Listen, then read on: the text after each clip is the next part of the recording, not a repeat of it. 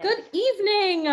Thank you for joining us tonight. My name is Allison Tasbin, and I am the Israel Engagement Coordinator here for Brandeis Hillel. Quick side note, you probably saw something about a game show as you were entering. No worries, you're still in the right place. This is Paula Scheuer's Hamantaschen Baking Night. We are so excited to be hosting Paula Scheuer, a graduate of Brandeis class of '86. Paula Scheuer, also known as the Kosher Baker, is the author of The Healthy Jewish Kitchen, The Holiday Kosher Baker, The Kosher Baker, The New Passover Menu, and The Instant Pot Kosher Cookbook. Paula has a French pastry degree from Paris and does cooking events all around the world. She's a freelance writer, cookbook editor, and brand ambassador for kosher food companies. Paula competed on Food Network's Sweet Genius and has appeared on TV over 43 times, including in Israel. She will lead us tonight through a baking demo of chocolate chunk Hamantaschen. Feel free to bake along or just watch to replicate the recipe at a later time. This meeting is being recorded, so you will be able to watch it at a later time. There will be an opportunity to ask Paula some questions while we bake, and if you have any questions, please feel free to post them in the chat and I will say them aloud. Thank you. Thank you, Allison. And I'm so amazed at how many people are here tonight, other Brandeis grads. So very happy to be among my people. First, a moment of gratitude for health, for family, for safe homes, for food, for ingredients, and for communities large and small. If there's anything I've learned over the last year, it's that we have to be grateful for everything we can be grateful for. And tonight we're grateful for chocolate chunk Hamantaschen. So this is what we are going to be making tonight. And you should know this is my third Hamantaschen bake virtually over the last 24 hours. I think this is my 136th virtual cooking class since the pandemic started, which is boggles the mind, because who ever thought that this was even going to be a thing? I spend most of my time traveling around to synagogues, Jewish community centers all around the world, small communities, large communities, and I thought my business was dead when this pandemic began. And I have not only have I been able to do so many of these classes, but I've been able to reach so many people. I'll talk a little bit more about various classes that I've been doing during this time as I'm making the dough, but I'm going to go ahead and get right into the recipe. If people are baking with me, you should know that the dough rolls out best if you make the dough and then you chill it for at least an hour or so. I have some of this dough already in my fridge, so I'm going to make this dough and put it in the fridge, and I can start rolling out some of the other one so that everybody can see what to do. So at a minimum, like if you're going to roll them out tonight, at least 45 minutes. The reason you want the dough to be firm is so you don't have to use so much flour. If you have ever tasted your children's preschool or kindergarten challahs, they taste like cardboard because they throw so much flour into it. And finally, before we get started, I just have to say the biggest thank you to Brandeis University, because many years ago, I was trying to get a cookbook published about Jewish desserts and kosher baking, and every single publisher in the world said no. I'll tell you more about how I got from Brandeis to this in a moment. And Brandeis University Press agreed to publish this cookbook in 2010. And then because of this book, I got a different publisher and agent, and everything came from that. So very grateful that my university was able to kind of help me launch this career. So I have two screens going, which will both be pinned. So you'll see when I'm talking, I will talk directly to you like this. But if I'm baking, then you can focus on the close-up screen. If you cannot see both, you can pin the close-up screen yourself. Okay, so Allison, you can go ahead and pin my close-up screen so people see both side to side. They're both pinned. They are. Okay, I'm just not seeing it. Okay, fine.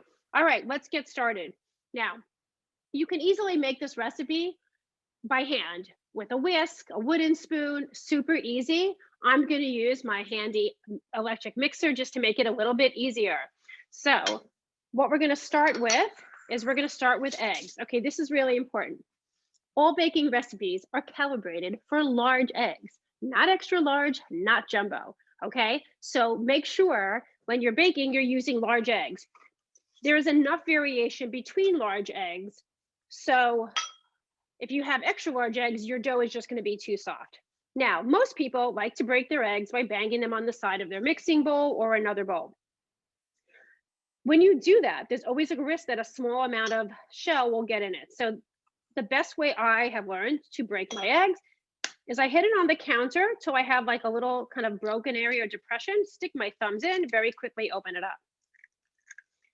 The more times you bang your egg on the side, the more opportunities there are for lots of small shells to get into what you're baking. So yeah, you see a egg, you can see here like a little depression. Now, I have taught cooking classes in person for many, many years. I've taught at Camp Vermont in Massachusetts for about 12 years. And there's always one camper who slams their egg on the table and smashes it into smithereens. You only make that mistake one time. All right, so here we have our 3 large eggs. All right, next I'm going to add a cup of granulated sugar. And looking at antiquities and archaeological material. A half a cup of oil. You want to use a mild oil for this, not like an olive oil, but if that's all you had, you can use olive oil for it. But I'm using canola. So last, I'm going to add a teaspoon of vanilla. Now, one of the things I've done over the years is I've made so many different kinds of hamantaschen. And for years, people thought it was really fun to have different fillings for hamantaschen. Well, that is so, last century. Today, to make hamantaschen fun, you can change the dough. So in my Holiday Kosher Baker cookbook, I have a whole chapter on hamantaschen, which includes matcha green tea hamantaschen, which turns the hamantaschen green. And if you wanted to make hamantaschen pink for raspberry hamantaschen or any other color, this would be the time you would add your coloring. And I'm just going to show you something that I did today just for fun, because I had a class just before this one. I put turmeric in the batter just to see if it would come out yellow, doing something natural. So if you're adding any color or even a flavoring, like I sometimes have done dark chocolate hamantaschen, and I might add mint extract. So any extract, any flavoring you want to add to the dough, this is when you would add it. Now, you can use the whisk attachment or the paddle attachment of your mixer, or really just mix it by hand. I will move this bowl over so you guys can see inside. Excellent. And you're just going to mix all these ingredients together. Now, whenever you're making anything in any mixer, I don't care how fancy it is, make sure you have a handy silicone spatula to scrape down the sides, because these blades, the whisk, they don't get to the bottom of the bowl. They don't get around the sides. You just have to have one of these handy. So we're just mixing this until it all comes together.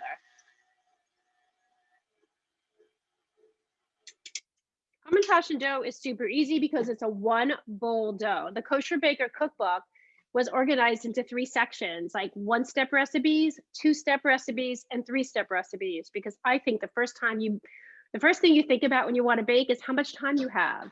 Because if it's Friday at 3 o'clock and you want something to serve that night, you're not making a layer cake. You're going to make a 1 bowl orange tea cake, which is the cover of my book. All right, the next thing we're going to do is we are going to add in 3 cups of flour. I already measured that out. This is all-purpose flour. And I'm just going to go ahead and pour this in here.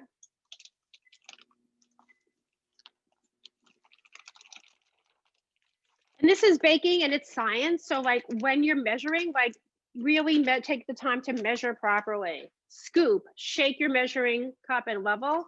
And I'm just adding in a pinch of salt.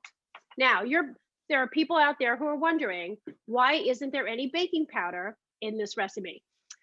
So a couple of reasons. I do put no more than 1 teaspoon of baking powder into some of my hamantaschen recipes, but it makes the hamantaschen a lot thicker. So I kind of like them, I don't like them to be too thick. If they're too thick, you have the risk that they're going to open up while baking, but I will show you my super tip for that. And I'm trying to, this one is like a chocolate chip cookie basically, and they're particularly good warm. So by not putting in baking powder, I keep it like a cookie consistency versus more of a cakey consistency. So I'm gonna close this up and I'm gonna mix this up. Now, this recipe is called chocolate chip hamantaschen. And like I said before, I'm not just about cool fillings, I'm about making the dough itself really cool. So if you can see in here, I have chopped chocolate, and I'm going to show you how we chop it. Now, when you're adding the chopped chocolate to the dough, it's really important that it be in really small pieces, because can you imagine like rolling out a giant dough that has a giant piece of chocolate in it? So I'm just reaching down into my bowl to make sure I get up all of the ingredients. You can mix hamantaschen dough with your hands. Your hands are probably your best kitchen tool. All right, there we go. All right, so now I've got all of these ingredients together, and I'm going to show you how I do the chocolate. Okay, for some reason I'm seeing a launch meeting screen. Somebody's sharing their screen for some. Yeah, someone tried to share a screen. All right, so I just want to show you this quickly. Okay, great. So here I've got my mini cutting board here. So when you want to chop the chocolate, I want you to use a knife like this that kind of has a flat blade. Now, this is a way I actually teach children how to cook, because your hands are nowhere near your fingers. So I'm literally just chopping down like this. The point of my knife is anchored on the cutting board. So all I'm doing is just cutting down this way.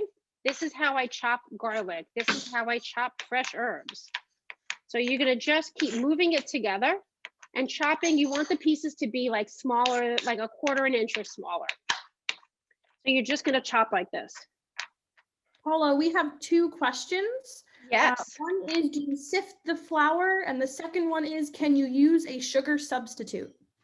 Okay, so number one, nobody sifts flour anymore. So there's no reason to sift. However you're mixing them will get distributed fine. So I don't sift flour anymore.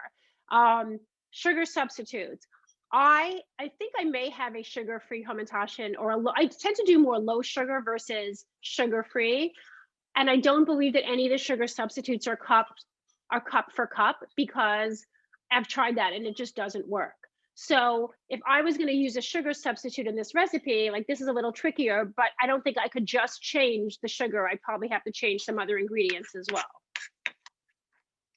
But I may actually, let me see, I may have a sugar-free one in here. I know I have a gluten-free one for sure in this book.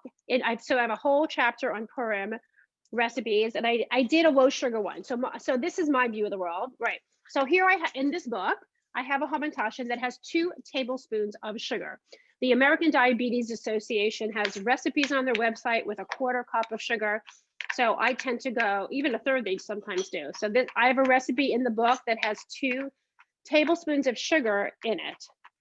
And for that recipe, you could probably do a sugar substitute. So you see, I'm cutting these up into like little pieces. Can you guys see how like little they are? They're just like little kind of 1/4 inch pieces like that. All right, let's go ahead and kind of add this into our dough. I've got some really big ones. I'm going to save those for my filling. Make sure you get like all the powder off of your knife. You don't want to lose any chocolate. I use bittersweet chocolate for everything because that's what I like. And you're just going to mix this gently to just distribute the chocolate peat chunks all around the dough. And it does color the dough a little bit, but it kind of looks like cookies and cream. Okay, a couple of things. Now, let's say you're making your hamantaschen dough and you have no time to chill it, like you just don't, okay? So I'm gonna show you kind of what like my test is for if you wanna roll out the dough right away. And this is a test that I use for almost any dough. Like if I'm making a yeast dough, a babka dough, I take the dough into my hands, okay? And when I touch the dough, like when I squeeze it, if I have pieces of dough on my hand, it probably needs a little bit of flour. If I touch the dough, and you see like when I touch it, for the most part, my hand is greasy, but there's no pieces there, it's probably okay. But since a little bit of the dough is it's a little bit sticky to me, I'm just gonna sprinkle in like a tablespoon of flour or so. Now, if I have time to make it in advance, even if it's a little sticky, I might still stick it in the fridge anyway, because it'll firm up. So I'm just gonna mix a little bit of this in, just to make it a drop less sticky. Do you recommend a certain type of chocolate? So I use bittersweet chocolate from the Barry Callebaut company. I buy it in like 5-kilo blocks this big and chop it up. I just love it. And I use so much chocolate, so it's a good way. But California Gourmet is a company that's a friend of mine. They are really allergen friendly, and their chocolate chips are really good. So they have chips, they have chunks, they have mini chips, and they're really good quality chips. So I would highly recommend those. And they may be having a promotion, because I help her publicize that every once in a while. So if anybody follows me on Instagram, I sometimes put up in my stories when they're having a promotion of the chips, and then I just buy a ton of them myself, because I don't know about you, but I go through a lot of chocolate chips. Okay, so here is my dough. I'm gonna put it into a metal bowl and stick it in the fridge, just because the glass will not get cold. So just to show you what the dough looks like, I will hold it up really close in a moment. Give me 1 second to move these out of the way. This is the world of Zoom classes where, you know, I'm tech support and I'm my own assistant. Okay, so just so I'm gonna hold this up so you can see what the dough looks like. So you see that there's like little specks of chocolate. There's some a little bigger ones.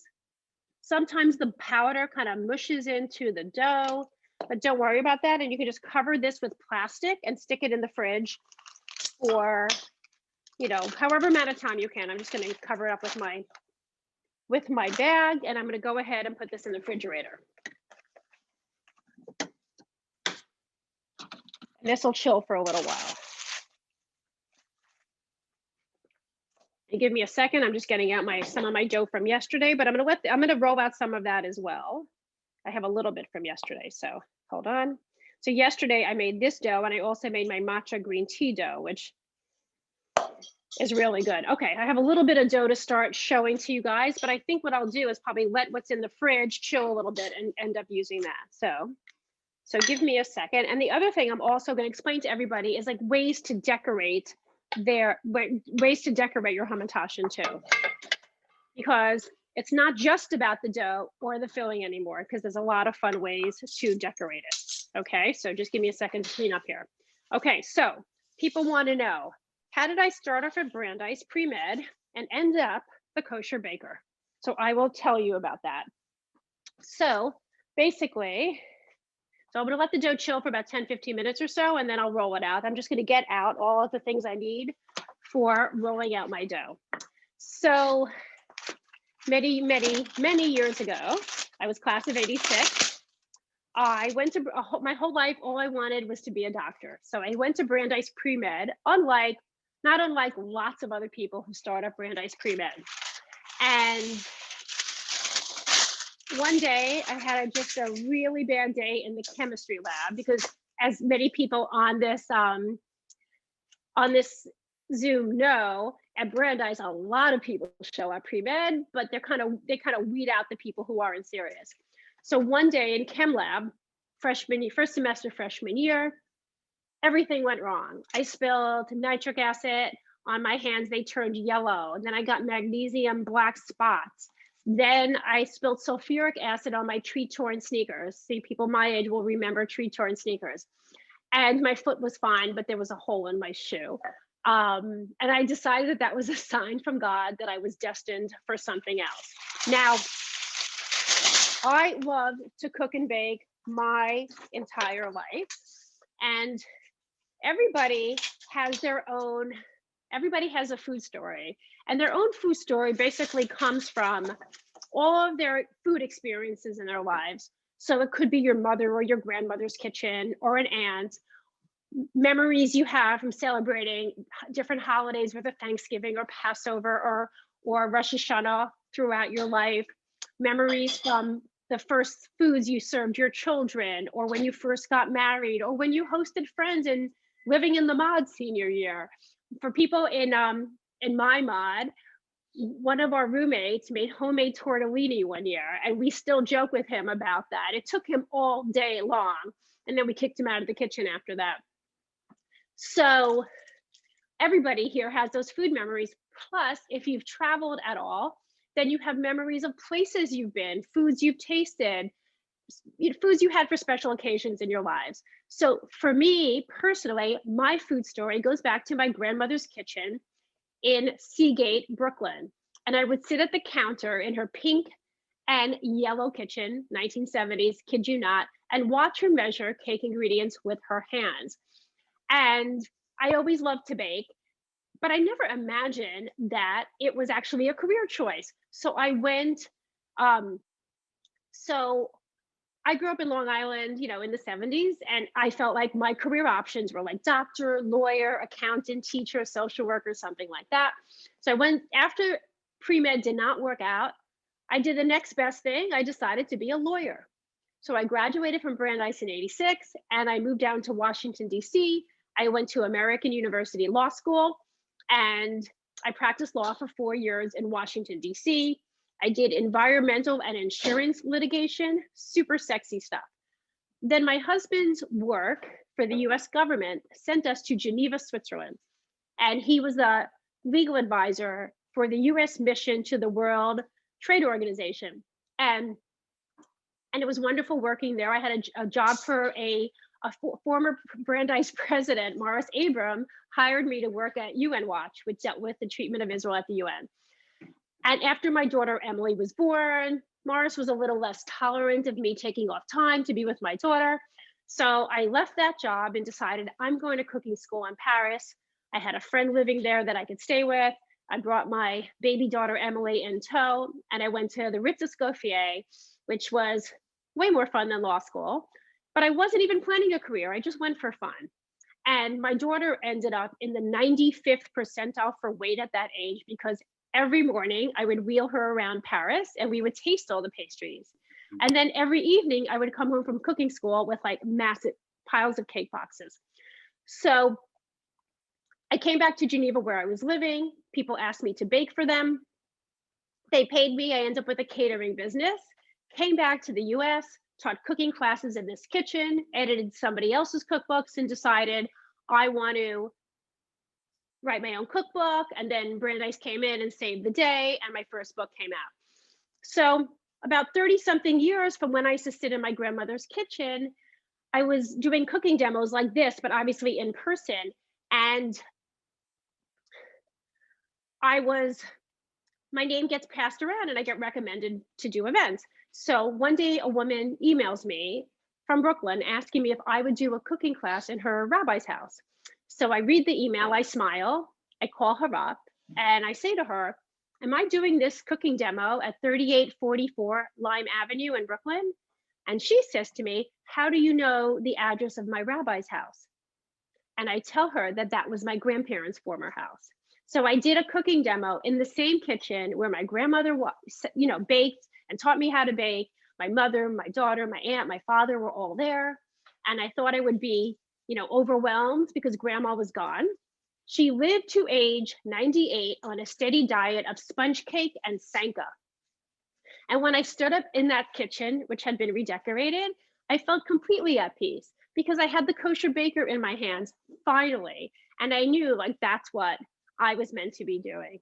So yeah, you can go to Brandeis pre-med, switch to pre-law, and end up a pastry chef. And now my 5th cookbook just came out literally 2 days ago. I will show it to you, Instant Pot Kosher Cookbook. And I've been waiting and waiting for it. I love Instant Pot cooking. People are welcome to message me through my website, thekosherbaker.com, if they're interested in books or interested in like learning more about Instant Pot cooking. And that's been like a whole really fun experience. Okay, somebody's still waiting for the book. Yeah, Amazon should be shipping out the books. If you want them quickly, buy them from Barnes and Noble. They have lots of copies and people are already getting them. People who ordered them from Barnes and Noble got them before I did. All right, I'm gonna get into rolling out hamantash and dough. So let me get my mixer out of the way so I have more space to work at. And if anybody has any questions about the dough, let me know. So I'm just gonna do some some rolling of my dough from yesterday, and then I'll get out the other dough. Okay, a word about cookie sheets. They should be solid. You shouldn't be able to bend them. That's number one. Number two, they should be light colored. Darker color cookie sheets retain heat and your cookies can burn. I'm using a silicone baking mat, but I could also line my paper with parchment. So I've got a lot of fun tools out here. Let me look at these. This is like a spatula. Here's a thinner one. I'm going to show you one other option because I want to show you like kind of all my little kind of tips and tricks of rolling out hamantash. Okay, so the first thing is I'm going to sprinkle flour on my parchment paper. Now you're all thinking, okay, yeah, I know how to do that, but you don't, because most people put way too much flour on their parchment and then everything tastes like cardboard. So whenever you're sprinkling flour, whether you're making hamantaschen, pie dough, cookie dough, I want you to take your fingers and just pinch like this, and then sprinkle it all around your parchment like it's raining. In French, they use cooking tool, they say comme il pleut, and just sprinkle it. And you want to be reasonably generous because we have to make sure we can get those circles off. So I'm going to start with this small amount of dough, and then I'll go get some more of my other dough. So this is my other trick. I roll all pie dough, tart dough, cookie dough between two pieces of parchment. And I do that so that I don't have to sprinkle too much flour on it.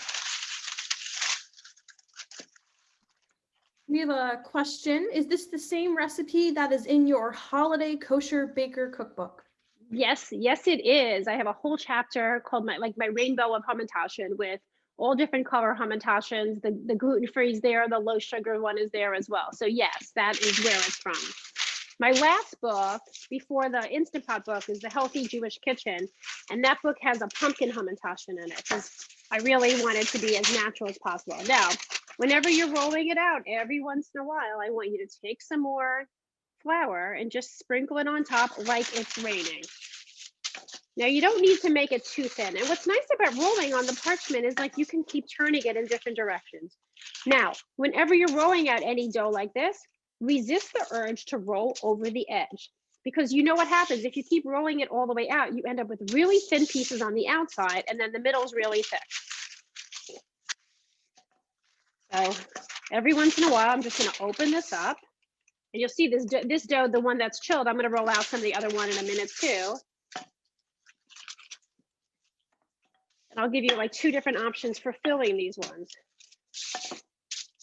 I get, and the other trick is whenever I'm rolling out dough, at least once during the rolling, I put my hand under the parchment and I flip the entire packet over and lift up that bottom parchment and sprinkle a little more flour on it, because we don't want those circles to get stuck. So I'm on Instagram at Kosher Baker. And if you take a look, I did these beautiful hamantaschen. I call them Neapolitan hamantaschen, and I will show them to you in a moment. So it was a chocolate dough, and the recipe actually is on my Instagram at Kosher Baker. It's a chocolate dough with dark cocoa in it, and then it has a chocolate filling like we're going to do here. And then I decorated them, which I'll show you in a moment. Now, about 3 inches are a standard size. You can also make mini ones with a 2-inch, but those take all day. Now, you can also use a drinking glass. So this is important. When I put my circle down to cut, I'm going to wiggle it so that it really completely separates from the dough. So I don't have any kind of raggedy edges. And you can cut the circles like really close to each other. You're going to re-roll the scraps anyway. So every time you roll, just kind of do your best to get as many as you can. Now, this is my next important tip. I'm going to sprinkle a little flour on the edges of my parchment because I can use different tools for this. I want to lift up the circle because I don't want to fill it if it's going to be stuck. And I'm going to move it onto another part of my parchment where there's a little bit of flour. And I'm going to hold this up to show you. This is a little thin. Let's see, this one's a better one to show you. Okay, can you guys see this? This is how thin you want it. It's about 1/4 of an inch. And I'm one of those crazy people, like I keep a ruler in my kitchen so that I can measure things because I'm really precise in my recipes. We have another question. A recipe in the first book uses a teaspoon of orange juice. Why not tonight's recipe? Oh, because I didn't want to combine orange with the chocolate, I decided to put the vanilla in instead. The orange, the original hamantaschen recipe comes from my husband's grandmother, and she used to put orange juice in it. And another question, is there a more sustainable alternative to parchment paper? Yes, it's called silicone baking mats. So you could roll the dough out on this as well. You could roll it out between two of these. And what's wonderful about silicone mats is that you can actually put them in the dishwasher. So I use them to bake my challahs on all the time. All right, couple of different options. I'm gonna get a measuring spoon just to show you guys like about how much you're gonna put in. Okay, so a couple of options for this recipe. Option number one is you can take your blocks, your chocolate, and cut it into chunks that are kind of about that big. It's a lot of work to cut the chunks, okay? So I'm gonna give you a better option, and you can always piece together a couple of chunks that way, okay? The other way to do it is scoop up a bunch, it's probably about 8 or so chips, and just kind of press them in the middle so they don't roll away. For my, my turmeric ones, I filled with melted chocolate, like kind of raw tahini, and powdered sugar. And I literally just made that recipe up today. So if you ask me for that recipe, I can't really tell you yet because I literally made it up in my last class. So my last class that I did is part of a series that I've done for teenagers where they cook dinner for their families once a week. So they come to me after they finish school. It's all virtual. And we make a whole meal, like Israeli dinner with pita and shawarma. And then we did chicken scallopini last week. We make soups, we make side dishes, and we start at 4:30. They're done at 6:30 Eastern time, and they sit down with their families. And it's been really, really fun. And I'm gonna probably start up some more sessions next after Passover. So if anybody's got kids 12 to 17 who are interested and have some cooking skills and they want a break from cooking dinner, let me know. Now let's start shaping these. Okay, I'll use this one, it's a little bit thicker first. Okay, the first thing that I do, okay, I'm taking kind of my middle finger. I'm not gonna fold the whole thing at one time. This is what I do. I use my middle finger and I press the top, okay? And make sure that sticks. One tip, if your dough ends up being really dry, like it either somehow it got dry or you just put way too much flour on it and it's not sticking, get a little bowl of water and just put a little bit of water around the edges. Okay, so once I get that top piece pinched, I use my thumbs to lift up the bottom. And I want to make sure this bottom is completely straight, okay? And only then am I going to press it to press the corners. And then I can kind of reshape it however I like. Always make sure you can move those circles around, because if they're stuck, you're gonna have to scrape them off and they won't hold the shape. So here's with the chips. Now, if you're filling up hamantaschen with any kind of like gooey filling or jam, like try not to overfill it. So if you're using jam, it should be a little bit less than a teaspoon of the jam. Can you use grapeseed oil in this recipe? Absolutely. Absolutely. My Holiday Kosher Baker book, where this recipe is from, has 45 Passover recipes and 37 gluten-free. So if anybody is interested in buying any books from me, you can message me through the kosherbaker.com contact page, and I will ship out signed books to you. I give 10% of all my sales to feed the needy in different locations. And I'm actually going to the post office probably tomorrow. And I wait till I fill them all before I move them.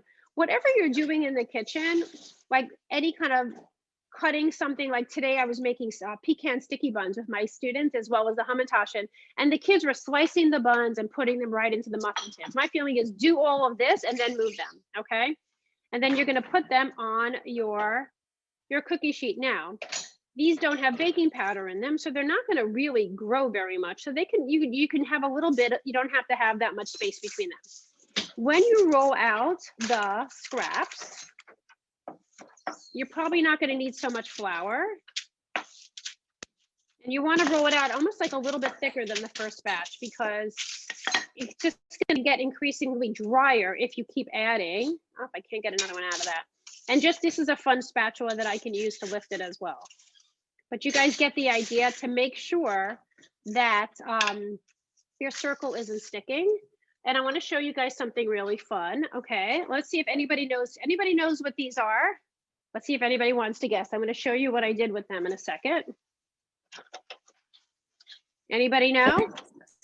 Candy discs, chocolate Nope. candy discs. Nope. Next. Someone said- Ruby chocolate? Yep, they are ruby chocolate. Excellent. Elise Winnick, very nice. So, No, it was Judith. I it was asked. Judith. Oh, okay. You know, okay. Somebody else put it up here. So if you guys can see these, this is like one of the fun things that I do when my hamantaschen is baked. I melted the ruby chocolate and dipped the corner in, and I actually put dried raspberry powder on top. You can buy dried raspberries online. And then this one, I dipped it in I had some chocolate and I made a white glaze just with powdered sugar and water and the ruby. So don't think that you just have to do fun things on the inside of your hamantaschen. You can use that. So maybe I'll do one with ruby chocolate for fun, because why not? I did try making pink hamantaschen last week with pureed beets in the dough, but the pureed beets didn't come out as well as I wanted them to. Oh, this looks kind of cute. I think this is kind of a good idea. And I want to go get the dough out of the fridge just so I show you like how you manage with dough that's a little bit softer. We have a few questions. The first one, it starts the comment, my dough isn't anywhere near that dark. Did you add dye to your dough? I did not. It's all a matter of how much you mix in. So if you're chopping the chocolate and you end up with a lot of the powder of the chocolate, then it's going to get darker, because if you're going to see this, this was yesterday's dough that probably might have been rolled out more. So here's the dough that we just made. Okay. So I'll take some of this to roll out. I'm going to put the rest of it back in the fridge. So that we gave it about, I don't know, maybe 20 minutes or so. Let's see how it rolls out. And can So you yeah, explain you can what see the ruby difference. chocolate is? So Ruby Chocolate was created by the Barry Callebaut Company about 2+ years ago. It's actually a kind of part of the cocoa bean that they process in a way that they discovered had this kind of reddish tint. They don't share their full recipe of it. They are kosher dairy, and you can buy them on Amazon in different places. And they do have some, kind of chemicals in them, but there wasn't anything super offensive to it. So it's not dyed with any kind of dye. It's really quite fascinating. I had it for the first time in London about a year and a half, 2.5 years ago, something like that. Oh, it was in fall of 2018. So since the dough is softer, I am going to add a little bit more flour here and there. And don't forget, whenever you're adding the flour, you definitely want to, roll it out. Don't press too hard. And you'll see, like, when you're rolling it, like, oh, next time I cut the chocolate for this dough, I need to cut the chocolate smaller, because it gets a little harder to roll if you have bigger chunks of chocolate. What is the size of the circle for the cookie cutter, and how high are the side walls that are folded in for the hamantaschen? Interesting. Okay, I would say mine are about 1 inch. This is about a 3-inch circle, and this is like my 2-inch, but I haven't been using the 2-inch. The 2-inch is really cute. It's just, it takes too much time to do it. But you could use a drinking glass as well, and you can make them any size. Now, I bake these at 350 for about 14-15 minutes. But the most important baking tip I'm going to share with you today, let me just flip this over a second, is everybody's oven is a little bit different. So if you have a Viking oven, that runs hotter than a GE. So my recommendation is, the first time you make a recipe, my recipe, anyone's recipe, is you subtract baking time. People overbake challah all the time. People overbake cookies all the time. You can always add more time, but it's harder to take it away.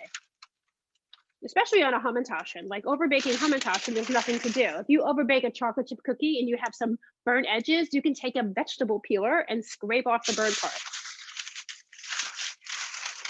I'm not going to roll these. Yes? Do you grease the cookie sheet or Silpat? Okay, if I'm using a Silpat or parchment, I do not grease it. If I don't have either, then I would probably spray it with some oil.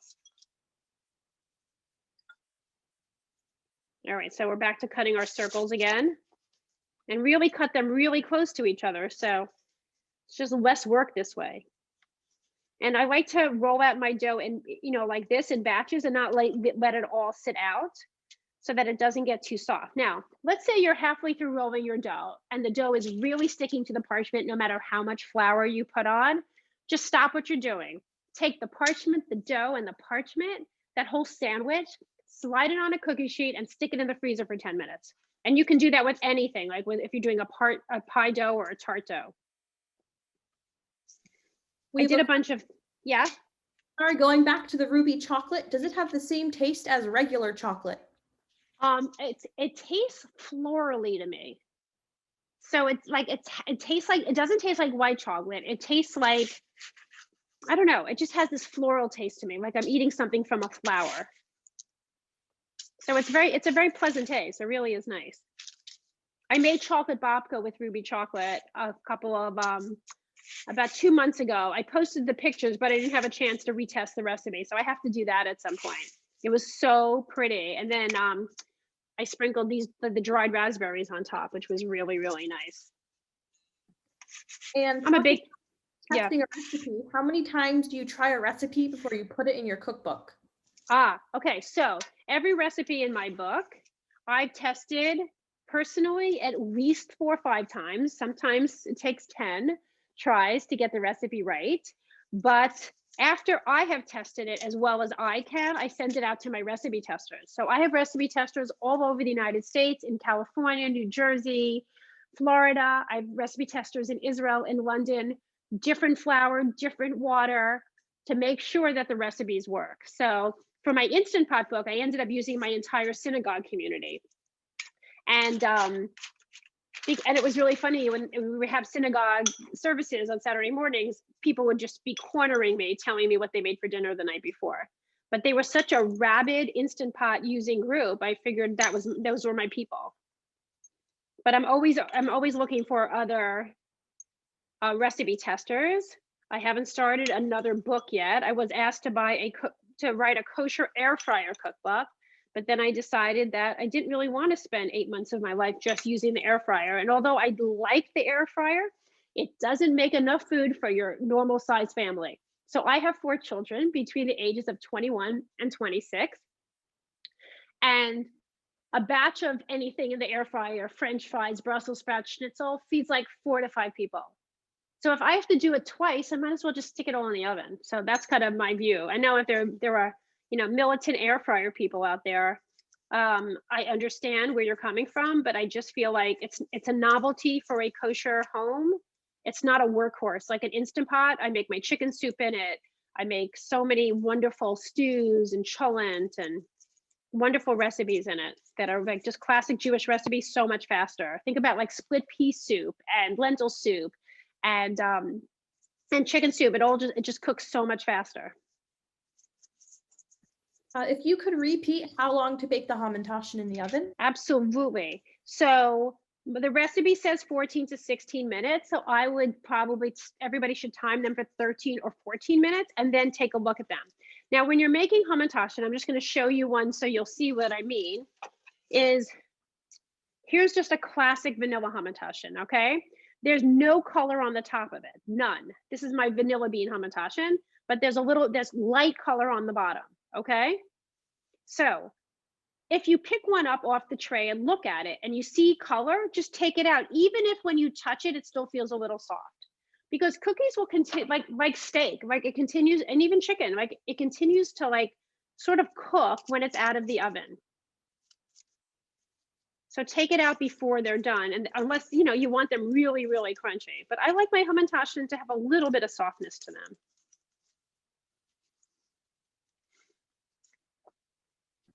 We have some participants who want to know in the future how to become a recipe tester if possible. Message me through the website. My email is pretty basic. It's pscheuer@hotmail. You can message me and you can get on my list. Right now, we're working through a new book idea. We'll kind of see where that goes. I was so sure when the pandemic started that the only thing for me to do was to write another book, since I couldn't do any events. But little did I know that there was a world out there literally hungry for, virtual classes. I do brunch classes, 60th birthday parties, bat mitzvahs. It's been like quite extraordinary. So if anybody is interested in any kind of a program or a get together with your relatives, I did a Moroccan themed Zoom dinner class for 4 sisters all over the United States. And they just wanted to be together and then sit down and eat together. So it was a lot of fun. It's been really fun. And of course the dinner classes are great because that's basically my dinner, is what I cook in the classes. But this week it's all baking, it seems. So I'm kind of drowning in Hamantaschen. I think, let's see, I think this is my, I don't know, I think I'll have like 12 dozen total by the end of this class, which is pretty crazy. But I ordered some lovely little boxes. So people who live near me in Maryland, but like close, I'm not driving too far, will be getting some boxes of Hamantaschen for me. And now I have so many different color ones, which is kind of what I thought would be fun. I'm usually traveling this time of year because I do these like Purim Passover events for synagogues and different groups. So by the time I'm home for Purim, I'm usually too tired to make Hamantaschen, or I've made Hamantaschen for everybody else in the country and I just don't feel like doing it for myself. But I'm always super busy before Passover. And once Monday hits, you guys know it's gonna be all about Passover. We have a question about when do you use convection baking? That's a good question. Okay, so me personally, I don't use it that much, mostly because I do it if I'm baking just for myself. But when I'm writing recipes, not everybody uses convection or understands convection. So for people who don't understand it, basically, the hot air is just kind of swirled around a lot better and in theory more evenly than regular bake. I feel like it's a little bit of a myth because if I'm doing multiple sheets of cookies, even with convection, I still have to do that cookie dance, you know, when you turn the racks around and you have to put them on different racks. So if you're cooking under the convection feature, you need to reduce the oven temperature by 25 degrees and reduce the cooking time. But if you're doing multiple racks, it's a good way to go. All right, so, okay, and then once I get these on the pan, I'm gonna show you my other really important tip. Because the biggest complaint I get about Hamantaschen is that people say that their Hamantaschen open up in the oven. And then they get really unhappy about that. All right, I'm just gonna get one more out of here in the interest of not wasting. I also have a Facebook group called Kosher Baker where other people besides me share their baked goods, and it's been a really fun community for me to learn from and for other people to kind of share what they're doing. So around the holidays, it's particularly fun. All right, my last one, and then I'm going to show you my very important tip for shaping these, and then I'll get these in the oven. Okay, let me just get this out of the way here, and I'll show you what I'm going to do next. Because the next step is actually really, really important. All right, so here we go. Here's all my Hamantaschen on my sheet. What I'm gonna do now is I'm gonna pinch them again. Sometimes I need to put a little flour on my hand, but literally I am pinching every single corner and I can reshape it. If I don't like the shape of the center piece, I can pinch it in a different direction. Like this one looks a little funny, so maybe I need to make a smaller hole. I'm repinching every single corner a second time. And this is my trick to make sure that they don't open while they are baking. We have a question. Do you put an egg wash on your dough if you do not use chocolate chips? Oh, I never put an egg wash on my Hamantaschen dough, but I think that could be a nice idea. And all right. Did you ever make a chocolate ganache filling that does not spill out? I'm trying to think. I have done melted chocolate with other ingredients like powdered sugar and peanut butter. I did tahini. Just tonight I did these ones. Here, I'll show them to you. I'm gonna get out my little fun Hamantaschen here to show you the world of Hamantaschen in my house, which is kind of insane. So this one here, this one is colored with turmeric. This filling was melted chocolate, tahini, and powdered sugar. So wait, what was the original question again? Just remind me. The question was, did you ever make a ganache filling that does not? Right. So what I would recommend is if you're making a ganache filling, to make sure that you have some powdered sugar in it so that it doesn't ooze out. But I also think that you really have to, like, none of mine in my turmeric ones oozed out because because I didn't put too much filling in it. I think that's the problem. I think when people put too much filling in them, they will ooze out.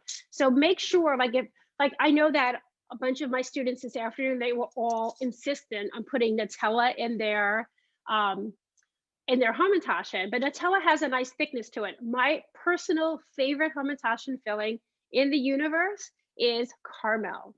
So on my Instagram, I have Mardi Gras Hamantaschen, which are purple and yellow and green kind of striped. And when I was in New Orleans a couple of years ago for a cooking demonstration, they had these praline candies all over New Orleans. So I decided to create a pecan caramel filling for the Hamantaschen. And like, as long as you don't put in any more than like a teaspoon of a filling, if you have like a 3-inch cookie, then it shouldn't ooze out at all. But you know, I don't think you can just put melted chocolate in it. It would have to be something a bit thicker. But I use ganache for so many different kinds of desserts, you can decide how thick you want it to be. So if you can make your ganache so that it's more thicker and creamier as opposed to liquid, then that should hold up pretty well. And can you share your Instagram handle for how we can get in contact with you? Yes, and there's so many ways to find me. Here, I'll put my little Hamantaschen collection over here. Oh, I'm missing one. Okay, so my Instagram is @kosherbaker. Not just Kosher Baker. And you can find me on Facebook, the Kosher Baker, Paula Scheuer, or the Kosher Baker Facebook page. This one oozed out a little bit just because I probably put too much apricot jam inside. Here, I'll get a prettier one for you. Okay, so, and then the solution for the ones that aren't as pretty is to basically, you know, decorate the outside of them. Oh, all right, here's a reasonably pretty one. Here you go. So these are my green ones with matcha green tea powder in the dough. So you can see that all of these are really very lightly.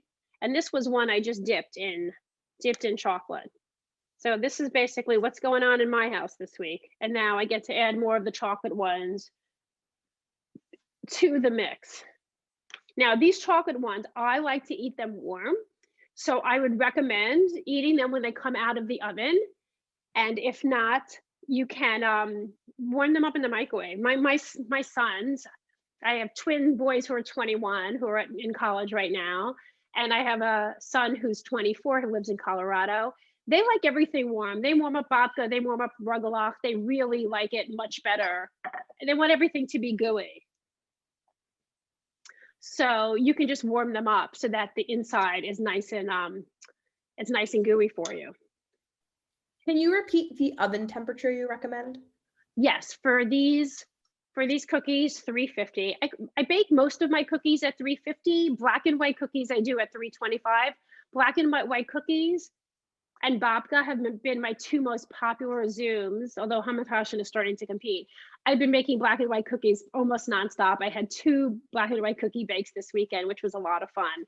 And, you know, for me, I know that so many people are so zoomed out at this point. But for me, like right now, I'm going to go back to gallery. Like every time I'm doing one of these classes, I'm looking at screens of people who are smiling at me, like they're happy because we're talking about food. And, you know, we all cook to survive, right? But we don't bake to survive. We bake to comfort, we bake to uplift, we bake to celebrate, we bake to share. So all these Hamantaschen, they're just going to go out the door. When I do 4 different soups in a week in the Zoom classes, I am packing up containers and I'm giving them out to people that I know. And it's just a way you can use food to really kind of connect with people right now. And just like when I was talking about how everybody has a food story, when you're planning meals for your table right now, you should think about Like, just like in normal times, you would have old and young people at the table, you should have old and young recipes at your table. And what I mean is, take a recipe from the past, something that you have a special connection to, a memory that is particularly uplifting and comforting to you, and serve that in your home. Even if it's just you and you're by yourself, enjoy that and like think about like that experience and that memory. And if you're with people at the table, then tell them why those recipes are important to you. Tell them the story behind them. At the same time, try a new recipe, something from one of my books, something you find online. Try something new and sort of challenge yourself so that your table has this balance of kind of old and young, something from the past to honor, and then something that moves you kind of forward into the future and something that you add to your repertoire. I grew up in Long Island, and my mother was a perfectly solid cook, but she literally had 14 recipes that she repeated over and over and over again. And that was great, but she never made anything new. And one of the fun things that I did with my 4 children when we were all stuck at home last year was that we did these brunches every Sunday, and anybody who follows me might have seen the hashtag brunch like a Scheuer. And we would pick a place in the world every week. I mean, we did Swiss food, Eastern European, Israeli, Southern American, Cuban, Japanese breakfast, Greek, British high tea, French, and we would design a whole menu and we would cook together, and we would have these experiences where we experience food from places, some places we've been to, some places we've never been to. What I did fully appreciate from that exercise is that we were talking about recipe testing before. The internet is a wild west when it comes to recipes. Some of the recipes of other people that I made were terrible recipes. You know, step number 3 made absolutely no sense. So pick bloggers and websites and cookbook authors of people that you trust and keep going back to them for new ideas, because sometimes I'll just pick some random recipe and I'm thinking the whole time, I know 20 different ways to make this easier. Why am I using 5 different bowls when I could have used 2? I hate washing 5 bowls. It's like I basically would write the companion to the Ottolenghi books because I hate washing dishes. So I shortcut every one of their recipes so I don't have to wash a lot, because I am not a restaurant chef. I don't have a staff of people. You're looking at the staff. So I'm all about, you know, trying to step into your shoes and think about how much work you really want to put in for one recipe. When you're making my side dish for out of one of my books, it's only one part of your meal. So I'm not going to take up an hour of your time on a side dish. I'm just not going to do that, you know? I'm about recipes that look complicated, but aren't complicated. And I'm happy to answer questions about any kind of baking, challah baking, food, anything. We have a question going back to preparing the dough ahead of time. Can you make a few days ahead of time, keep it in the fridge, and then bake them maybe 3 days later? Absolutely. So I would say the dough would last easily 3 to 4 days, and you're going to find it easier to roll out if it chills. And if you're ever rolling out any dough and it's just getting too soft, just stick it in the fridge, stick it in the freezer. You know, I was trained in France, and you guys all know this. I know Celine knows this as well. Like, French pastries have a lot of different components, right?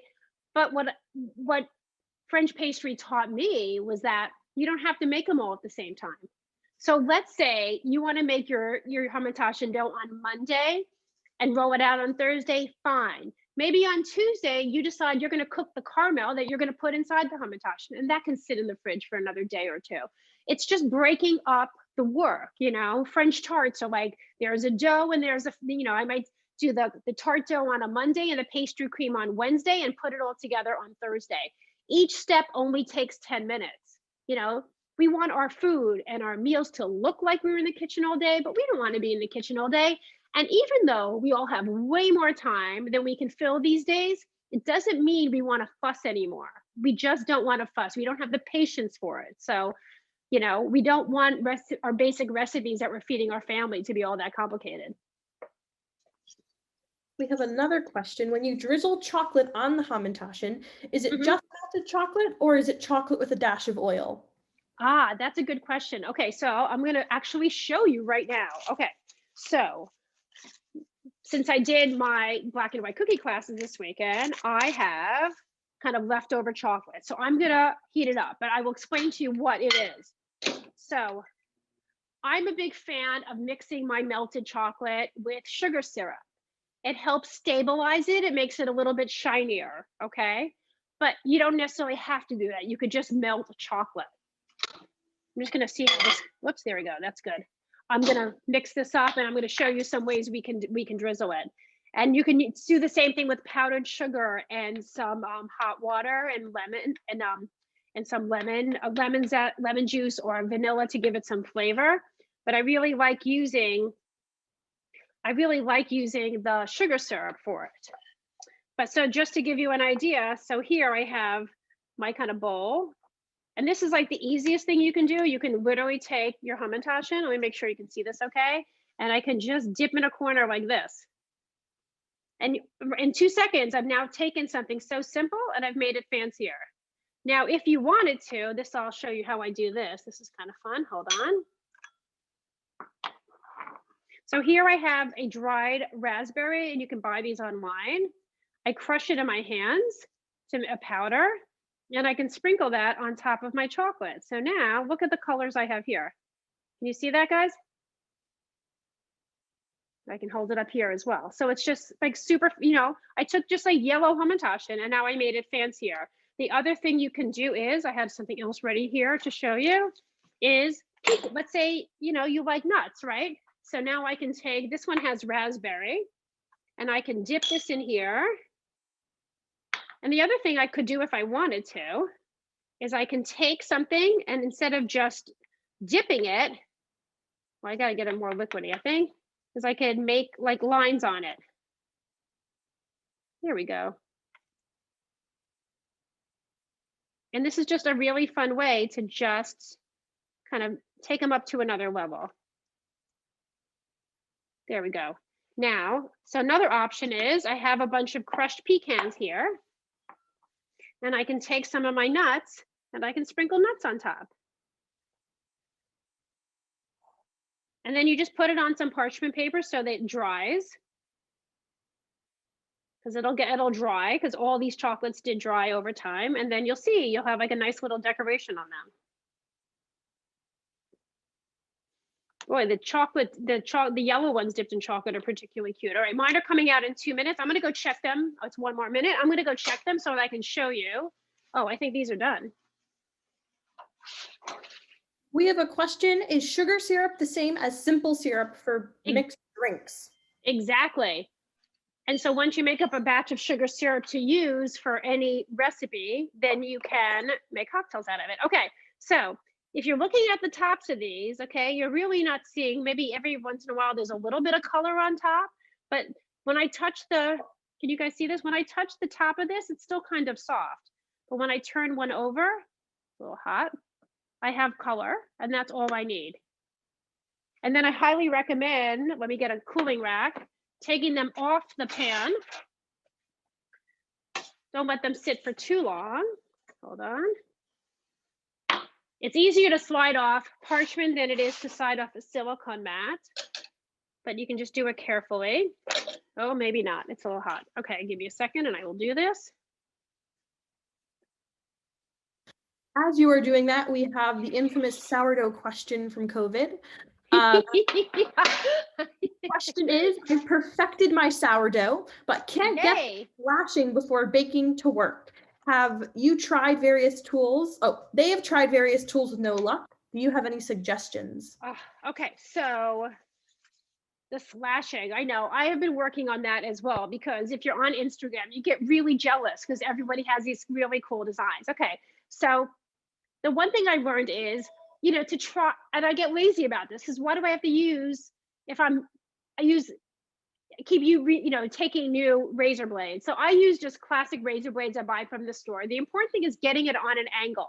So like dusting the top with flour and just getting a nice coating on flour and going kind of fast on an angle and a little deeper than you think. And keep it simple. Like I find that my favorite way to slash is like an S, or I'll just do a big line and do like a leafy kind of thing on it. Just keep it simple. I follow Josie Baker, who his last name is actually Baker, but I follow Josie Baker Bread's method. And I mean, I've been playing around too much with my dough. My last dough, I put soaked fennel seeds in it and it literally took over the flavor of my bread, but it's still really good. But I've been soaking flax seeds and sunflower seeds and sesame seeds and putting that into the dough just to give it more nutrition, make it more interesting. Just, just get tired of eating the same bread all the time. And one more question. Can you explain in greater detail the combination of sugar syrup and chocolate? Absolutely. Okay. So like when I'm making my black and white cookies, so I'm doing a lot of them, I will typically melt about, well, for sugar syrup, I'll do for that recipe, it's like 2/3 of sugar to a 1/2 cup of water. And all I do is bring it to a boil, stir it once it boils. I boil it for 1 minute and then I let it cool. And then I can keep it in a jar at room temperature and use it for my iced coffee, use it for anything. I usually melt, what I do is I melt whatever amount of chocolate I want to melt. My method of melting is the microwave. I put my chocolate in a microwave safe bowl. I heat it for 1 minute and then I stir it. Even if it's not really melted, I still stir it. I melt it for 45 seconds and I stir it again for about 10 seconds, then 30, stir, and then 15 if necessary. So you do it very gradually. Then once I have my bowl of melted chocolate, usually I'll start off with at least 2 tablespoons of sugar syrup. It depends on the brand of chocolate because sometimes the chocolate really starts to get really thick, but you just have to keep adding more sugar syrup till you get the consistency that you want. Another method is like if it gets really hard, you can always microwave it for like 4 or 5 seconds and that should help your chocolate. If your chocolate glaze is too liquidy, stick it in the fridge for a little while or let it sit out at room temperature for like 20 minutes and it'll harden up again. And then to do a white decoration for the Hamantaschen, I would, just do powdered sugar, hot water, a little bit of lemon or vanilla, and then add maybe like 2 or 3 teaspoons of sugar syrup to the white, and then you get a really nice shiny glaze that dries really nicely. I had white glaze, but then I got chocolate into it, so I don't have any more white glaze to decorate with. And you should know that this idea of like decorating like the cookies when they're done, you could do this with any cookie. So let's say you made my chocolate chip mandel bread from the Kosher Baker, my first recipe in my first book. You could put out all the cookies and just drizzle a glaze on top of them.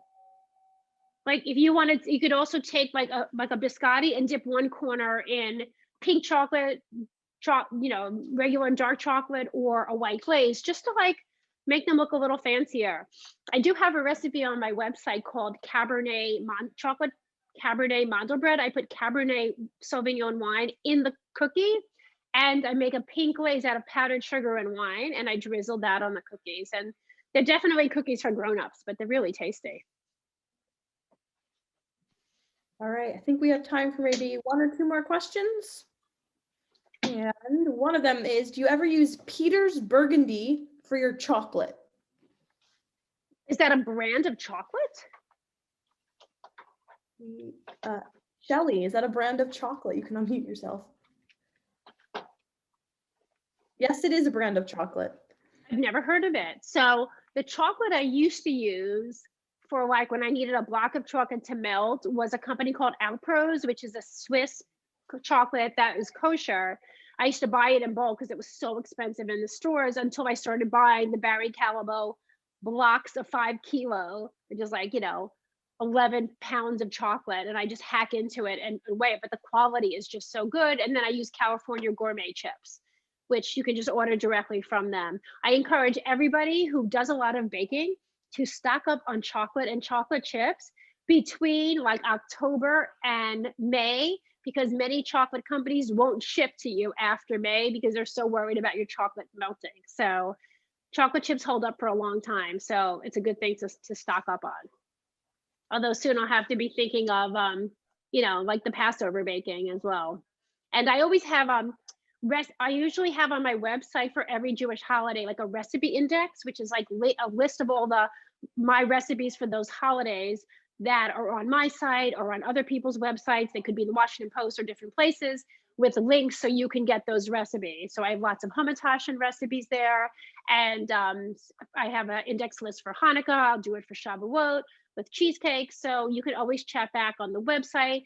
I'll also be posting my Passover Zoom classes soon, which people can join, and it's going to be probably the Thursday before Passover. So you could literally bake with me on Thursday. We'll probably do something like a fancier dessert and something really like you want to nosh on the whole week. And you'll have, and also items that can be frozen. So we'll all bake together before the holiday. So please join me for that. And if you have any kids, grandkids interested in like any of my teen classes, let me know. I think I may be doing virtual again this summer, but we'll see how that goes. And yeah, please just be in touch with me through social media, because I love to see what other people are baking. And I'm always open to learning new techniques myself. Thank you. Our final question of the night is, are all of your classes listed on your website? Yeah, so I have all my appearances with different Jewish groups are on the website.